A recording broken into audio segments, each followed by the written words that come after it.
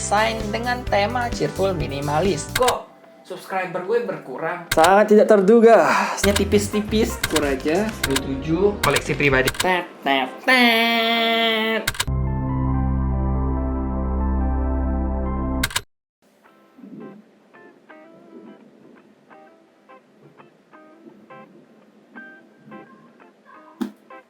Halo book lovers, balik lagi bersama gue Rio. Nah, di video kali ini kita akan membahas buku ini. Kita langsung aja lah ya. Ini penampakan covernya, judulnya itu adalah The Kent Chronicle yang ditulis oleh Rick Riordan. Lumayan tebel, halamannya kurang lebih itu sekitar 514. Nah, jadi sekitar 514 halaman dengan warna cover yang oranye, hitam, gradasi gitu. Terus ada penampakan karakter dan sosok yang akan ada di cerita ini. The Kent Chronicles ini merupakan sebuah novel yang didasarkan pada mitologi Mesir.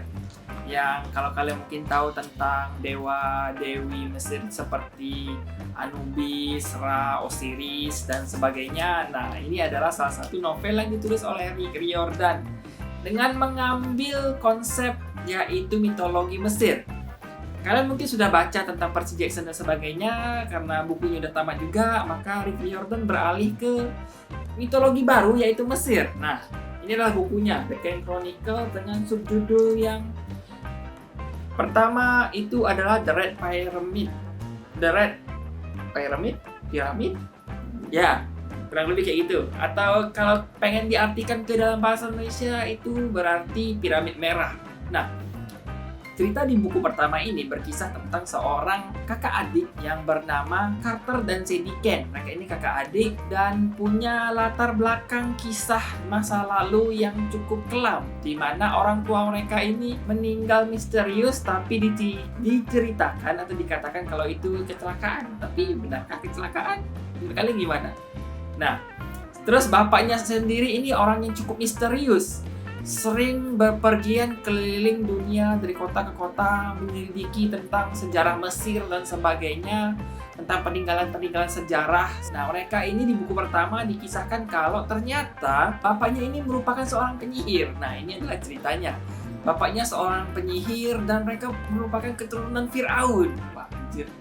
Kalian cari tahu sendiri kalau pengen penasaran ceritanya seperti apa, latarnya seperti apa. Kurang lebih kayak mereka akhirnya mewarisi kekuatan di keluarga mereka yang merupakan keturunan Firaun. Terus ada dewa-dewi Mesir yang iseng, bisa dibilang iseng, pengen melakukan balas dendam, ingin menguasai sebuah wilayah dan sebagainya, akhirnya membuat kekacauan dan sebagainya. Terus Sadie dan Carter ini karena mereka merupakan kayak ditakdirkan sebagai kayak wadah untuk dewa. Kalau kita baca di mitologi Yunani Romawi tulisannya Rick Riordan, kita tahu kalau karakter utamanya itu demigod, setengah manusia setengah dewa.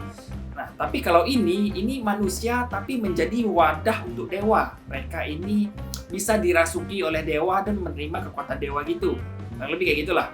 Hingga akhirnya Carter dan Sadie ini ditugaskan untuk menyelamatkan dunia atau sebuah tempat atau sebuah benua, terutama benua Amerika lebih tepatnya, karena si dewa yang nakal ini membuat kekacauan di benua Amerika, di kota apa gitu gue lupa. Nah, kurang lebih kayak gitulah petualangan mereka. Nah, gue suka buku ini karena bukan karakternya, lebih ke plotnya yang menarik karena mengangkat tema mitologi Mesir. Gue udah baca buku The Parthenius Trilogy, itu juga mengangkat tema mitologi Mesir yang menurut gue cukup seru. Mitologi Mesir itu karena kita akan bertemu dengan hieroglif, terus ada kayak budaya-budaya Mesir pada zaman dahulu, terus kayak peradabannya, tradisi mereka, kebudayaan dan sebagainya. Itu wah asik sih sebenarnya kalau pengen diikutin terus, termasuk tentang kisah-kisah dewa, monster, sihir, dan ya sebagainya gitulah. Nah, itu adalah bagian yang gue suka di buku ini. Karakternya juga cukup unik di sini, di mana Carter dan Sadie ini merupakan kakak adik, tapi mereka ini tinggal dipisahkan oleh jarak. Si Carter, si anak laki-laki ini, diasuh oleh bapaknya, sementara adiknya yang perempuan diasuh oleh nenek dan kakeknya mereka. Dan mereka akhirnya tahu kalau mereka ini keturunan Firaun yang menjadi wadah untuk para dewa. Itu uniknya. Keluarganya sendiri menutupi sejarah latar belakang mereka hingga akhirnya terungkap, dan mau gak mau mereka ya ikut serta terlibat dengan kekisruhan, dilema dan drama keluarga mereka lah, karena mereka keturunan penyihir dan sebagainya. Itu cukup unik juga itu. Nah, hal lain yang gue notice itu adalah tentang sifat setiap karakter. Sebagai kakak, Carter yang cowok, dia menunjukkan sifat yang lebih muda dibandingkan adiknya Sadie. Sadie adik perempuannya ini malah memiliki sifat yang lebih dewasa dibanding kakaknya. Kakaknya ini lebih kekanak-kanakan dan adiknya ini lebih bijaksana dan dewasa. Walaupun ya kadang-kadang baper-baperan kayak gitu, kadang bertengkar dan sebagainya. Tipikal kakak adik yang cewek cowok gitulah. Dan itu mengingatkan gue tentang gue dan adik gue. Gue yang sebagai kakak laki-laki dan adik gue yang merupakan perempuan, jadi mirip-mirip.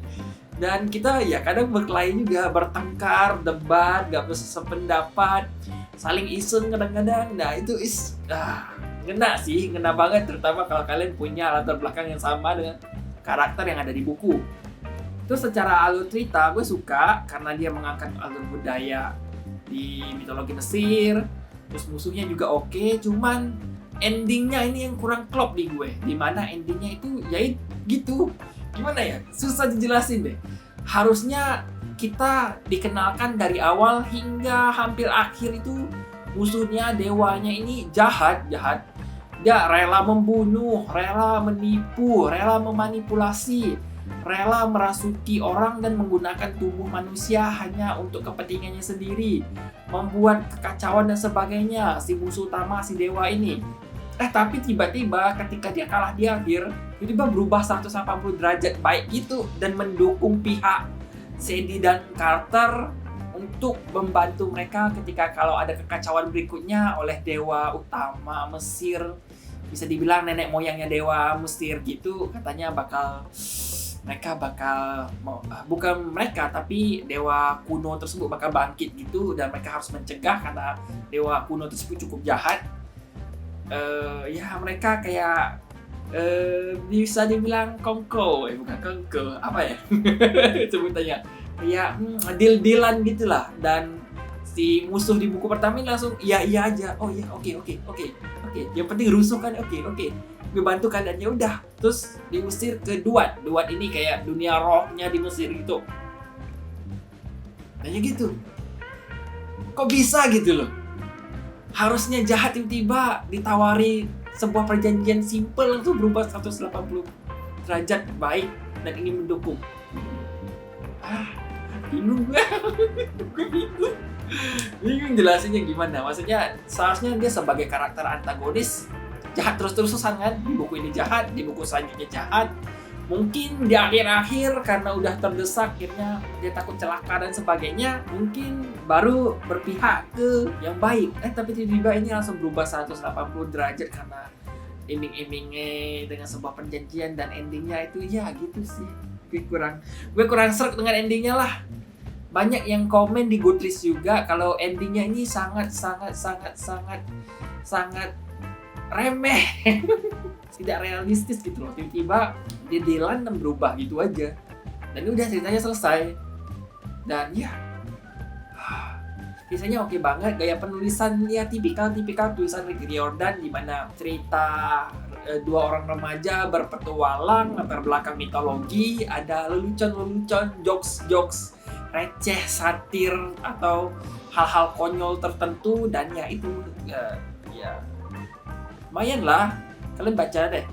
Kalau penasaran baca, pasti setuju dengan endingnya. Kalau yang udah baca pasti setuju dengan endingnya.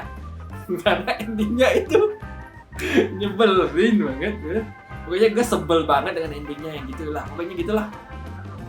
Sisanya minusnya, gue berharap mungkin ada ilustrasi sih. Sayangnya Rick Riordan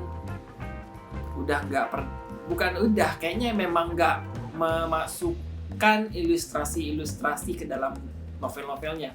Gue berharap mungkin kalau novel Eric Riordan dimasukkan beberapa ilustrasi untuk cerita itu lebih oke lagi. Cuman ya itulah preferensi masing-masing lah gitu. Dan ya itu review dari gue.